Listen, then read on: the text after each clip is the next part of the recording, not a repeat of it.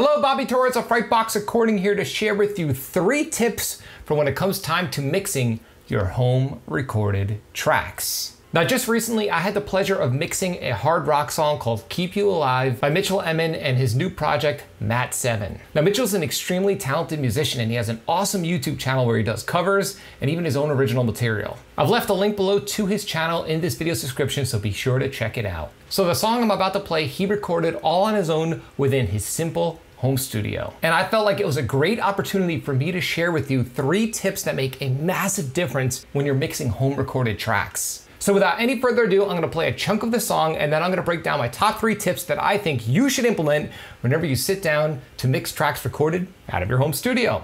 Let's check it out. You thought that you had discovered a way out. I promise to keep you alive.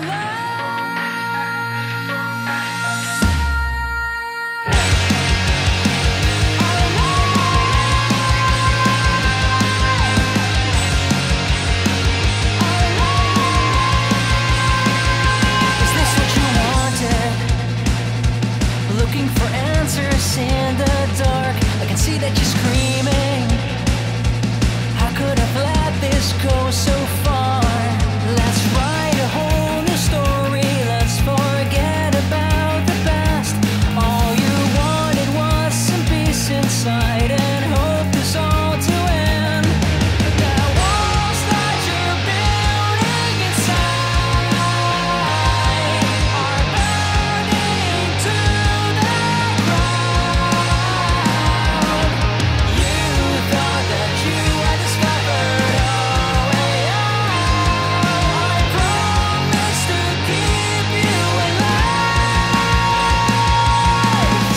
So there you have it. There's a quick clip of Mitchell's song, Keep You Alive. So again, he did all the recording on his own within his home studio. And the first tip I want to give you has to do with mixing programmed drums, which he used in this song. Now, it's pretty common for us that work in our own home studios to use programmed drums. Super convenient, you don't need to make a lot of noise, and you don't have to spend time tracking real drums. It's become extremely common and you could achieve awesome results if you take the time to do it right. So like I said, Mitchell used programmed drums on this song, and there's one key thing that I did to the drums to help make them sound more realistic. And it's something that most people don't think to do, and that's to add dynamics to programmed drums. One of the most challenging things with programmed drums is making them sound natural, because at the end of the day, they're not natural, they're programmed. And in my opinion, one of the dead giveaways when it comes to programmed drums is the snare drum. When a good drummer plays, he naturally will be dynamic on his snare drum depending on the section of the song that he's playing within. So for example, if you noticed in the verse section of this song, the dynamics were taken down a bit.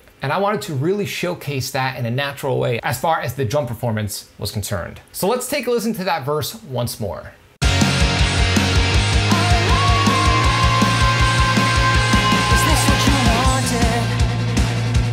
Looking for answers in the dark.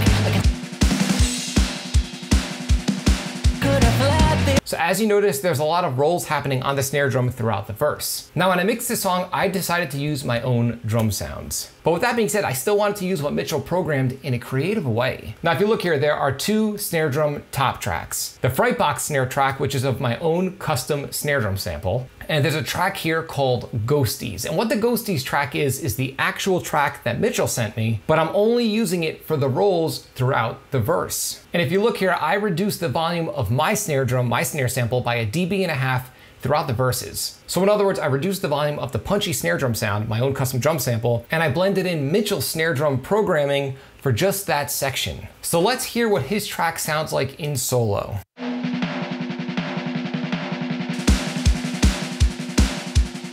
That you're screaming.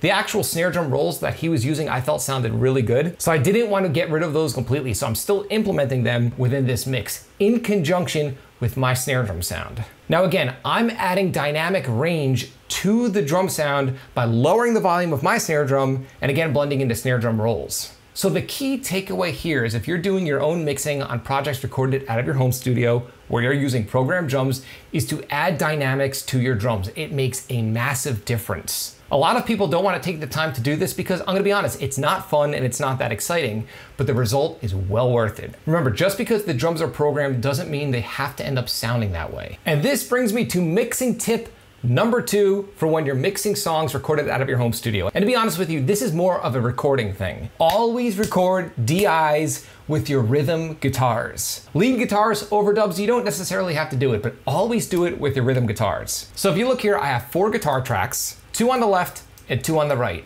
But in reality, you're only hearing 2 performances, 1 performance on the left and 1 performance on the right. And this is because Mitchell sent me clean DI tracks for his rhythm guitars. I then took those DIs and ran them through my favorite amp-sim plugin, the TSC Audio X50, and used my own custom impulse response. And as a matter of fact, if you like the guitar tone in this video, you could download this exact impulse response for absolutely free. I'll leave a link below to the impulse response in this video's description. Download the IR, load it into your amp-sim plugin, and get right to dialing in killer metal guitar tone with ease. Now the reason why you see 4 tracks instead of 2 is because I took the DI tracks and once I dialed in the tone that I was happy with, I committed them to audio. This way I can get to mixing my guitars just as if I were mixing live amps. So as a matter of fact, I could just take these DIs and hide and make them inactive and it won't make any difference because again, the tone was already printed. So remember, always record DI tracks in your home studio for your rhythm guitars. Rhythm guitars are an extremely important foundational element of any hard rock or metal mix, and it's very important to have the flexibility to change the tone if need be. Now this leads me to tip number 3, and this tip might seem contradictory to what I just mentioned as far as having flexibility for changing guitar tones, but in my opinion, rhythm guitars are the only exception where you shouldn't fully commit to the source sound. In other words, when you're recording rhythm guitars, record DIs, but for everything else, synths, even lead guitars, layers, background vocals, get into the habit of committing. Now I'm gonna be honest, I was extremely happy and satisfied when I got these tracks from Mitchell. This is because he committed and printed the sounds that he wanted in a lot of the source tracks. And I'm gonna bring up 2 prime examples. So if you notice, the song has a few synth tracks happening in the background. Now let's take a quick listen.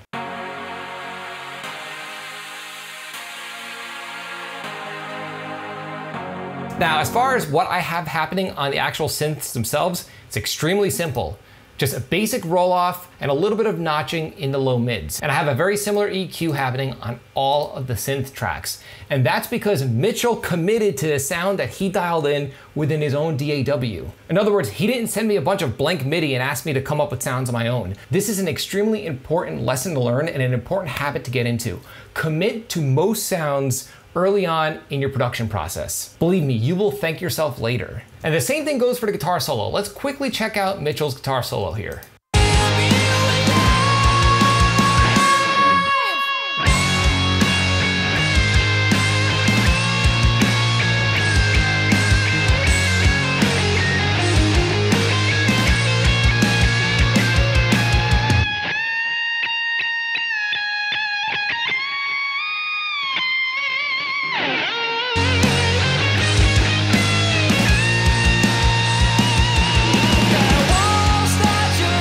So if you notice, the guitar solo fits into the mix like a glove. And as a matter of fact, I didn't have to add any additional effects to the guitar solo. Mitchell baked in the effects that he was using when he recorded the song in with the file that he sent me. In other words, he picked the sound that he liked, committed to it, and sent it to me. This made my life a million times easier. So in other words, the only thing I had to do as far as mixing this guitar solo was a little bit of EQ. As you can tell, I'm rolling off everything below 150 Hertz to make room for the kick and the rhythm guitars and the bass, and rolling off everything above 8K to get rid of some of the extra fizzy top end that would clash with the cymbals. And also a little bit of notching in the lower mids. No ambient effects or special trickery at all. The only other thing I have happening is a little bit of compression just to tame some of the peaks and give the solo a little bit of character and help it separate a little more from the rhythm guitars. So the moral of the story here is get into the habit of committing with most tracks, especially your extra tracks or your additional tracks or background elements. Again, the only exception in my opinion and through my own experience are rhythm guitars. You definitely want to record DIs with your rhythm guitars. guitars. But even though you're recording DIs, I highly recommend picking a tone you like after the song is recorded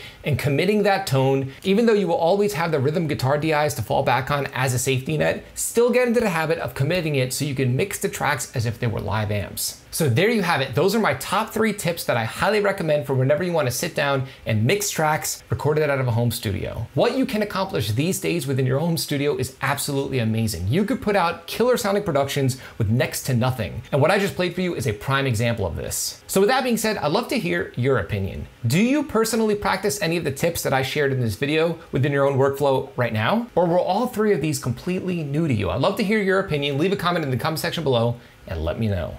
Again, be sure to check out Mitchell's YouTube channel. There's a ton of great music happening on it. I've left a link below within this video's description. If you found this video helpful, like, comment, subscribe, and share. And do not forget to click the little bell icon so you can be notified every time I upload one of my weekly videos on all things metal and rock production. You can both like and follow me on Facebook and Instagram. Links are in the description below. Again, you could download the exact same impulse response that you've heard in this video. I've left a link to it below in this video's description. Until next time, happy mixing.